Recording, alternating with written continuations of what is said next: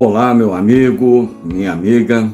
Dia 8 de janeiro de 2023, houve sim uma tentativa de golpe de Estado. E o Supremo Tribunal Federal deve muitas explicações ao povo brasileiro. Vamos contextualizar isso tudo na linha do tempo para que você entenda. Não sei por que plataforma você está nos vendo, deixa seu like, seu dislike, muito importante para o canal. Estamos iniciando o ano trabalhando aqui no YouTube, estamos trabalhando desde o ano passado. Está muito legal trabalhar no YouTube, muito legal nessa nova fase da minha vida, produzindo conteúdo para vocês, um conteúdo com muita honestidade intelectual. Então deixe o seu like, seu dislike, e se gostar dos nossos vídeos, curta, compartilha. Mais de 1000 vídeos à sua disposição, todo dia subindo um caminhão de conteúdos para você. Mas sem mais delongas, vamos ao que interessa. No dia 8, sim, coroou uma série de tentativas de ruptura institucional. Teve, sim, no Brasil, uma tentativa de golpe de Estado. E, junto dessa tentativa, na apuração, o Supremo Tribunal Federal deixa muito a desejar até o presente momento. Vamos contextualizar isso tudo que eu estou lhe dizendo na linha do tempo para que você entenda dentro de uma cronologia e possa aí sim formar a sua opinião com todos os dados possíveis. Senão você compra narrativas todas truncadas, quebradas, que não levam em consideração todo o contexto, e aí você não vai entender nem os julgamentos, nem aquilo que o Supremo está fazendo. Aquilo que ele está deixando de fazer, às vezes, é mais importante do que aquilo que ele está a fazer. As ações da polícia, as ações de apuração, as narrativas tanto da direita quanto da esquerda, senão você se perde nesse emaranhado de historinhas e aí vai ficar boiando. Vai ficar boiando e boiando muito.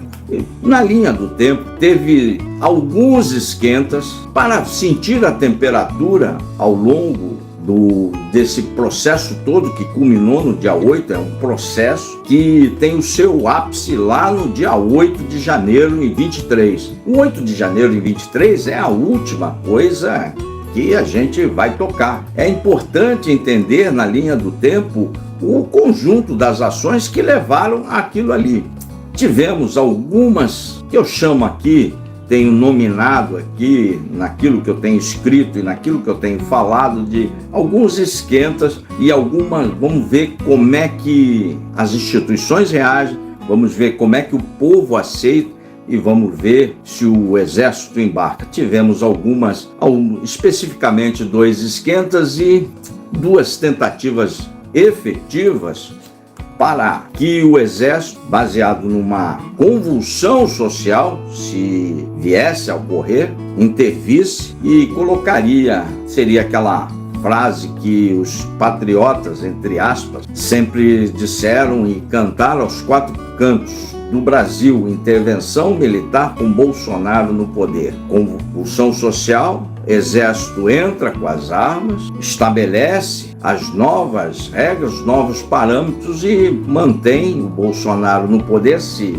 fosse antes da passagem da posse ou se fosse depois da diplomação do Lula. Especificamente, a diplomação estava marcada para o dia 12, foi antecipada, ou depois da diplomação do Lula se colocaria ali o Bolsonaro como o novo presidente. Isso seria um golpe isso é um golpe de Estado. Seria, porque não ocorreu. O exército não embarcou nessa aventura. O exército não fez o serviço sujo dos políticos. Não fez. Tudo que a gente pede é seu like, seu dislike. Vamos aos primeiros esquentas. O primeiro esquenta que eu nomino foi o dia 7 de setembro lá de 2021. Aquela grande manifestação, uma das maiores manifestações que este país já viu, na Avenida Paulista. Relatos das pessoas que lá estavam, todas as arrepiadas, uma grande maioria foi na Avenida Paulista. Vocês lembram? Eu autorizo. Imagine milhões mais de 1 milhão de pessoas gritando ao mesmo tempo: eu autorizo. A sensação de poder que a turma do palanque teve naquele momento foi muito grande. Todos os relatos das pessoas que lá estiveram, e eu tenho alguns relatos desses, todas arrepiadas, todas esperando que o presidente fosse efetivamente virar, dar um chute na barraca para que permanecesse no poder. Era esse o autorizo. Era esse. Então, esse primeiro esquema deu para sentir a temperatura do povo. Uma grande parte o apoiava, uma grande parte esperava que ele fosse. Se não fosse a característica pessoal do Bolsonaro, sua característica de sobrevivência política, porque ele não tinha o apoio do Exército, nunca teve o apoio do Exército para essas aventuras. Mas não era isso que ele transmitia aos seus seguidores, não era isso. Ele transmitia que estava junto, coeso com as Forças Armadas, mas não estava. Se você trazer na linha do tempo alguns meses, ele fez a troca de toda a cúpula, desde o ministro da Defesa até os 3 comandantes de força, coisa que nunca tinha ocorrido no período desde a redemocratização do país. Nunca tinha ocorrido isso, nunca tinha ocorrido. Então, aquele primeiro esquenta deu para sentir a temperatura. O Bolsonaro foi em diante? Não foi pelo seu instinto de sobrevivência e por uma característica: ele sempre foi, aspas, meio cagão, covarde, não deu um passo à frente. Não teve peito de dar um passo à frente, mas sentiu a temperatura. Foi o primeiro esquenta. Não foi uma tentativa de golpe em si, mas ele deu esse primeiro esquenta, permitiu que o seu núcleo político mais próximo sentisse o enorme apoio popular que tinha naquele momento. Retornando a Brasília, você tem os episódios do Bolsonaro arregou a carta do Temer, e aí vamos seguir, isso é um outro dado da história. Tivemos as eleições e o Bolsonaro perde a eleição. Perde a eleição e veio com aquele discurso de fraude, importaram até um argentino, matéria extremamente batida aí por vocês todos, estão sabedores disso. Todas as teses desmontadas, desde o argentino até sala secreta, código-fonte, todas, 100% das teses desmontadas com muita solidez por várias aí na internet. Você dá um Google, você vai ter desde estudo acadêmico até instituições. O Exército fiscalizou a eleição, não teve nada. O ministro da Defesa, o Ministério da Defesa, que pouca gente ainda tem esse entendimento, é um ministério político, não é um ministério do Exército, não é uma Força Armada. Força Armada é Exército, Marinha, Aeronáutica e são apolíticos. O Ministério da Defesa é um ministério político, um ministério essencialmente político. E após a eleição que o Exército fiscalizou, não se constatou nenhuma fraude, atestado no relatório do Exército. No entanto, o Ministério Político, o Ministério da Defesa, fez um relatório extremamente mandrake. Não há fraude. No entanto, pode haver, para manter a chama acesa da militância. É igual eu falar, você aí que não teve nenhuma fraude no banco, a sua conta corrente está intacta, não tem fraude. O que você tem no banco é seu, está lá, à sua disposição. Aí eu faço um relatório, não há nenhuma fraude na sua conta corrente, mas poderá haver. É lógico que no futuro pode haver, sei lá o que vai acontecer no futuro, pode ter um terremoto, pode ter um super hack, sei lá o que vai acontecer. Foi esse o relatório do Ministério da Defesa, um relatório pueril, mandrake e extremamente político para manter militância. Mas isso é só um adendo aí para vocês. Logo após a eleição, teve o segundo esquema. E aí é importante que você acompanhe na linha do tempo. Os bloqueios de estrada. Os caminhoneiros queriam estrangular toda a parte logística do Brasil e causar aquilo que era a intenção original, causar uma grande esculhambação social, um caos no Brasil, para que as Forças Armadas interviessem e colocassem o Bolsonaro no poder. Intervenção militar com Bolsonaro no poder. Essa esses bloqueios de estrada, o núcleo político e o presidente, então, da época, o Bolsonaro, ficaram olhando com muita distância, com bastante distância. As forças de segurança do Estado, a PRF e a Polícia Militar, as duas forças, não foi necessário exército, não foi necessário nada disso. As duas forças conseguiram desmobilizar toda essa segunda tentativa, essa segunda esquenta. Uma espécie de esquenta com tentativa, vamos ver que bicho vai dar. As forças de segurança não orientadas fizeram o seu papel e desbloquearam as estradas. O primeiro parênteses para você, aqueles que fizeram os bloqueios estão sendo ouvidos pela Polícia Federal aí no ano de 23. Quando dá a eleição de 26, essas pessoas do bloqueio, que a maioria já até esqueceu, estarão sendo julgadas pela justiça. O tempo demora, mas a fila efetivamente ela anda. Tudo que a gente pede é seu like e o seu dislike aqui. Fique comigo, meu irmão, minha irmã, porque demora e a gente vai deixar tudo bem explicadinho para você. Bem explicadinho na linha do tempo.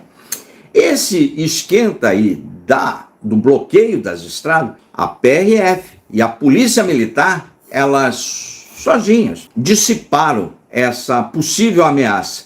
E nos bloqueios das estradas, aqueles que acompanharam com muita atenção os grupos, as movimentações dos grupos de WhatsApp na época, notaram uma intensificação de mensagem e notaram uma presença de financiamento e incentivo do agro. O agro, pela primeira vez, começa a entrar no circuito de uma maneira mais incisiva, mais forte. Sobretudo o agro do Centro-Oeste. O agro do Centro-Oeste entrou muito forte nesse bloqueio de estradas e, a partir daí, a sua participação em tudo que ocorreu foi num crescente. Por isso que eu digo que o Supremo Tribunal Federal, sabedor de todas essas informações que estou lhe falando, está sendo muito omisso até a presente data. Você viu alguns bloqueios de estradas, sobretudo no Centro-Oeste, com grandes quantidades de implementos agrícolas, grandes colheitadeiras, tratores, caminhões de carga, e no Sul-Sudeste, muitos caminhões. A Polícia Rodoviária Federal e a PM conseguiram dissipar esse esquema. Na sequência disso, segundo a delação do Mauro Cid, segundo o que foi vazado da Polícia Federal, o Felipe Martins é uma das peças-chave. A Polícia Federal tem que prender o Felipe Martins. A Polícia Federal tem que botar a Interpol no esquema. Por que o Felipe Martins é importante? Porque foi ele, juntamente com um advogado, está na delação do Cid, está nos relatos da Polícia Federal e muito provavelmente vai aparecer quando esse inquérito for concluído, com uma minuta do golpe, já no mês de dezembro. Uma minuta do golpe. Nessa minuta do golpe, estava lá elencados as ações que iriam ocorrer, as intervenções e o nome de vários ministros da Suprema Corte. Na delação do Mauro Cid, ele diz textualmente que o Bolsonaro mandou que o Felipe Martins, por isso que essa figurinha foragida é fundamental que seja capturada e levada aos tribunais para que se esclareça isso de uma vez por todas. Por isso que eu não entendo até o presente momento a omissão do Supremo e da Polícia Federal em não colocá-lo na lista da Interpol. É extremamente importante que se coloque ele na lista de procurados da Interpol. O Bolsonaro mandou que se retirasse todos os ministros e deixasse apenas o ministro Alexandre de Moraes. Dias atrás, o Alexandre de Moraes veio a público, sem mostrar inquérito, sem mostrar nome, citando que tinham 3 hipóteses dele ser morto, ser sequestrado. É tudo muito verossímil quando se casa as histórias que são contadas de forma aleatória e quando você encaixa na mesma história, na linha do tempo, dá todo o sentido, desde as movimentações de grupo de WhatsApp, isso eu acompanhava diuturnamente, estava em mais de 700 grupos de WhatsApp, então eu acompanhava muito bem essas movimentações, muito bem mesmo. Ali, quando o Bolsonaro manda o Felipe Martins retirar o Tomo do Menino, as digitais dele está numa reunião preparatória de golpe de Estado, efetivamente. No dia 3 de novembro, por exemplo, eu publiquei aqui que não haveria golpe de Estado, porque o Exército nunca iria participar de uma besteira dessa em transformar o Brasil numa Venezuela, em fechar o Congresso Nacional, fechar a Suprema Corte. Era isso que ia acontecer com o golpe de Estado. Você, seguramente, investidor que tem dólar, você estaria extremamente pobre agora. Extremamente pobre. O Brasil já é pobre, ia estar mais pobre ainda. Não resiste a embargos internacionais, às cadeias globais, mas isso são todas conectadas. Isso é uma outra história. E em dezembro, eu achava, na minha ingenuidade, que o Bolsonaro iria avisar aquelas pessoas que estavam na frente do quartel pedindo intervenção militar com o Bolsonaro no poder, para que o Lula não suba a rampa. O resto que eles pediam é tudo acessório. É tudo acessório. A grande pedida era a intervenção militar com o Bolsonaro no poder. O resto todo que se pediam é acessório. Era para encher linguiça. Mas o Bolsonaro, sabendo que o Exército não iria participar, mas ele ficava sempre em compasso de espera. Vai que... E após a reunião da minuta do golpe, segundo Mauro Cid, aí tem as digitais do Bolsonaro. Aí vem a primeira tentativa, eu considero de fato a primeira tentativa de ruptura institucional ocorrida no dia 12 de dezembro, após essa reunião. Essa tentativa foi aquilo que tocaram fogo em Brasília, aqueles ônibus incendiados, o ônibus que quase caiu ali do viaduto. A tentativa de invasão da Polícia Federal foi bastante séria. Bastante sério aquele episódio, ocorrido à noite, com muita intensidade, com bastante violência.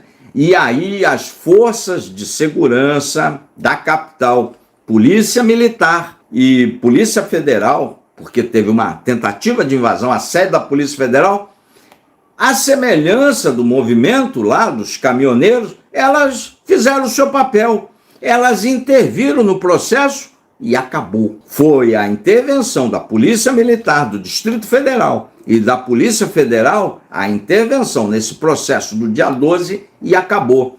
Aí tem uma diferença para o que ocorreu no dia 8. Então essa tentativa do dia 12 também miou. Também não teve uma convulsão social, também não se teve uma desculpa para que o Exército interviesse. Não teve. A Polícia Militar e a Polícia Federal, por conta da tentativa de invasão para resgatar aquele cacique Mandrake com uma capivara, cacique Sererê, o índio, tinha uma capivara corrida grande, gigante. Aquilo ali foi a primeira tentativa que deu errado. Deu muito errado e passou-se muito desapercebido. Tudo que a gente pede é seu like, seu dislike. Importante isso para o canal.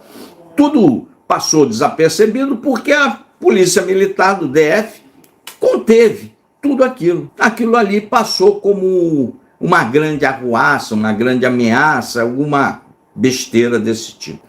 Logo após essa invasão, tudo que ocorreu no dia 8 faz muito sentido, mas muito sentido.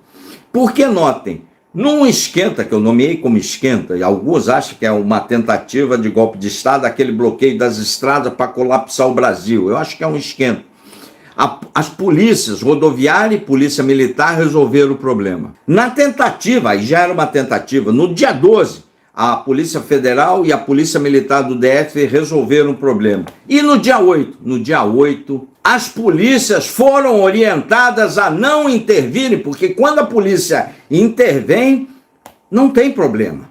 Não teve problema no dia 12 porque a polícia interviu. Não teve problema nos bloqueios das estradas porque a polícia interviu. E no dia 8, por que teve problema? Porque a polícia não interviu. As polícias militares, sobretudo do Distrito Federal, foram orientadas a não intervir e darem passe livre para os ditos patriotas que quebraram os três poderes. Tanto é que a cúpula da Polícia Federal estará sendo julgada, já tem julgamento marcado, mas no Supremo. E esse julgamento do Supremo mostra a primeira covardia do Supremo, porque o Supremo julgou os pés de chinelo, os arruaceiros, do dia 8, no pleno. E a cúpula da Polícia Federal, que não fez o seu papel, segurou as tropas para que aquilo ocorresse, porque se ela tivesse entrado, como entrou no dia 12,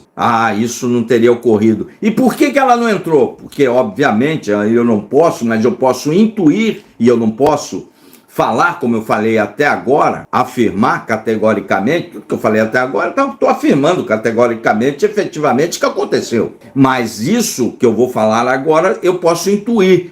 Seguramente, as cúpulas da PM foram orientadas pelo núcleo político para não intervir. Foram orientadas, sim. Teve essa orientação. Por isso que não fizeram nada no dia 8. Porque se a polícia entra, não ia ter nada. Eles sequer iriam passar dos postos de bloqueio. Não ia ter absolutamente nada. O Supremo, muito covardemente, de forma omissa, vai julgar a cúpula do dia 8, mas não vai julgar no pleno, vai julgar numa turma. E não vai julgar por participação na tentativa, vai julgar por omissão, alguma coisa mais leve, mostrando um cheiro de acordo no ar. Vamos aguardar o julgamento, mas não está cheirando bem. É a primeira grande omissão. Vai julgar aqueles que deveriam impedir, que não impediram.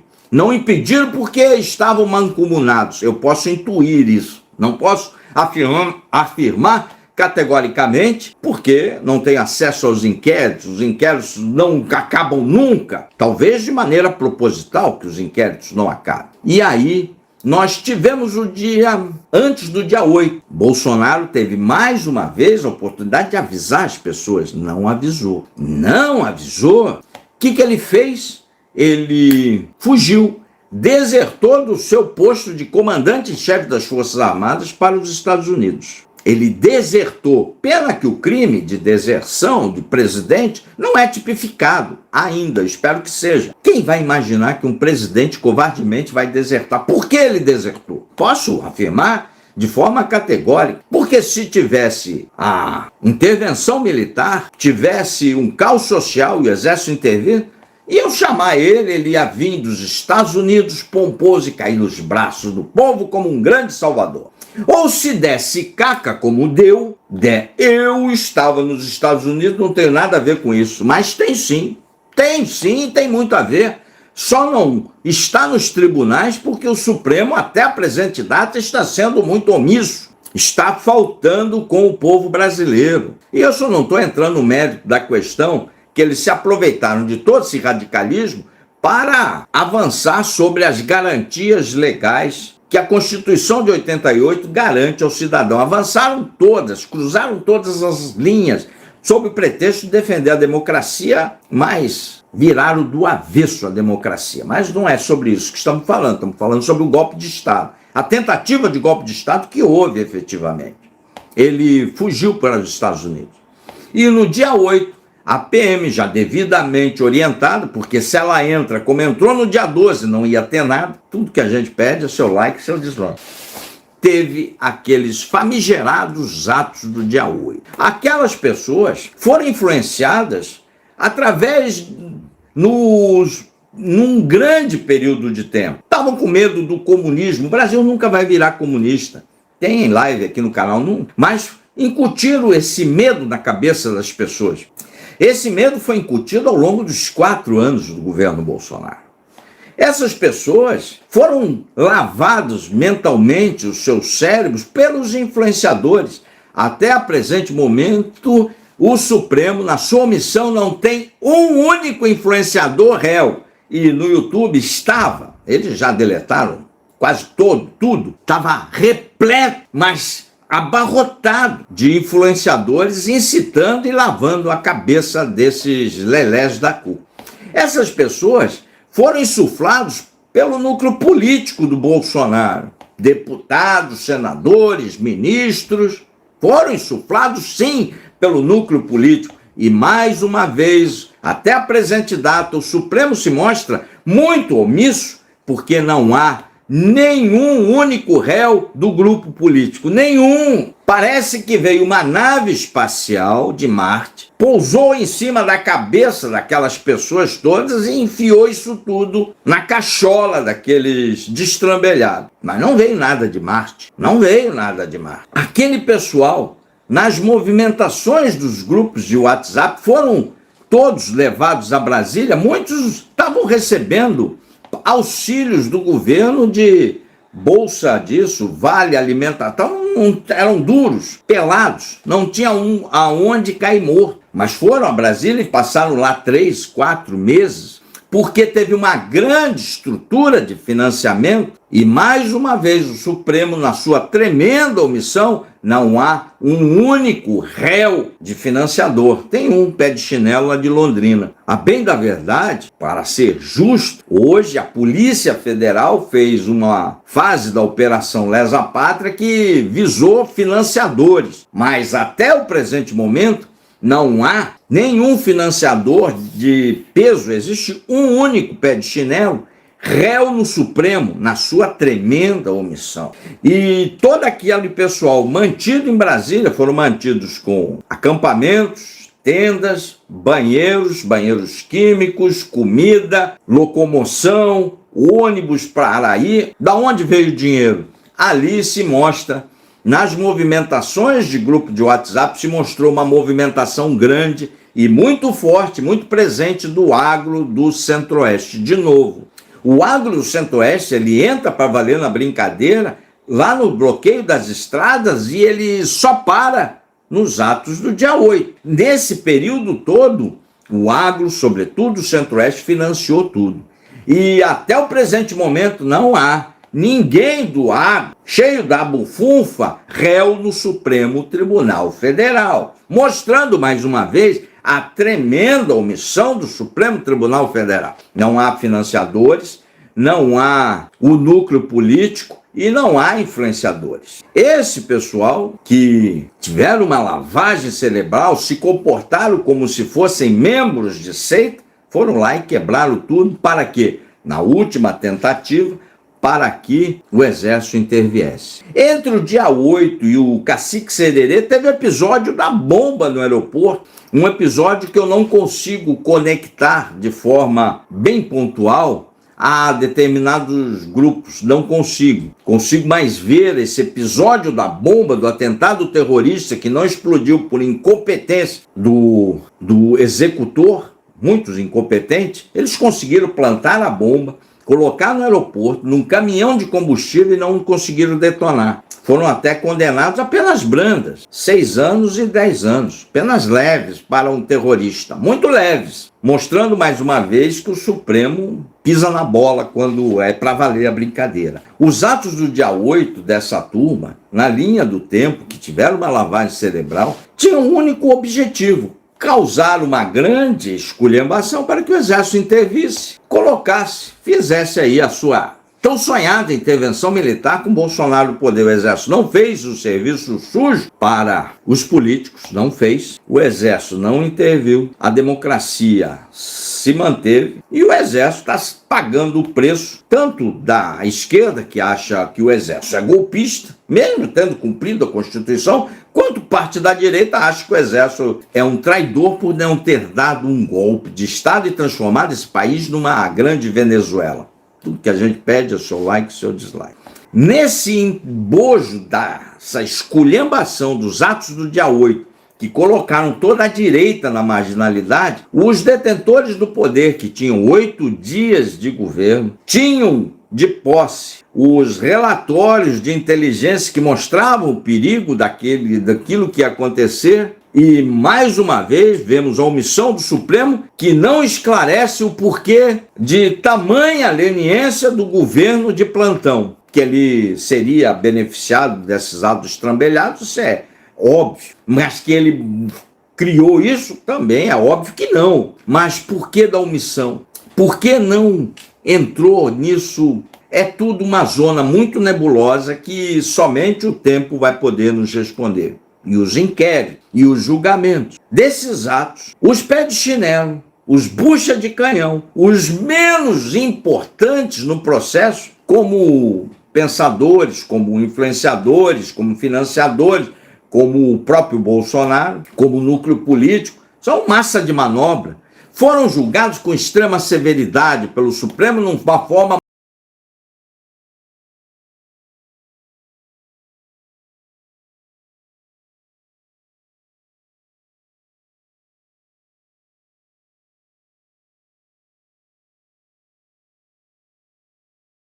omissamente. O Supremo Tribunal Federal tem muito a explicar para a sociedade brasileira no ano 2024. Por que não há nenhum político réu? Por que não há nenhum financiador réu? Por que não há nenhum influente réu?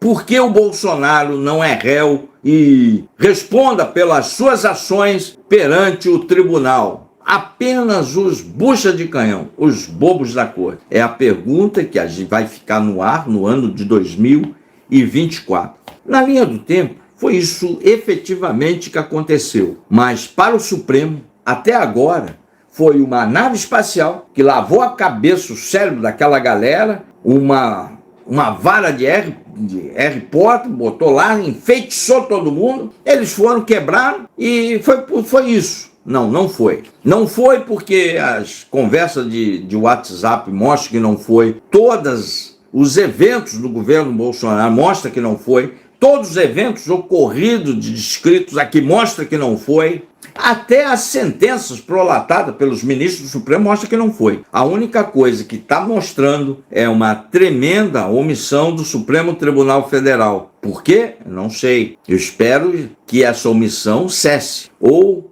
aquela frase dita pelo presidente Lula, uma Suprema Corte acovardada, pode ser verdade agora, pode se transformar numa grande verdade. Vamos ver o desenrolar, sobretudo no primeiro semestre. O Supremo tem muito a explicar para a sociedade brasileira. Inscreva-se no canal, acompanhe aqui na linha do tempo as nossas playlists para que você entenda tudo sobre os eventos que estão dominando a cena política do Brasil. Escreve tudo que a gente pede, seu like, seu dislike. Até amanhã. Espero ter lhe sido útil. Fique com Deus. Um beijo. Aqui está aí a chave Pix do Contraponto. Se vocês quiserem contribuir com alguma coisa, é sempre bem-vindo para o prosseguimento do nosso trabalho. Sempre subindo um caminhão de conteúdos para você, até 9 vídeos por dia. Um forte abraço, valeu.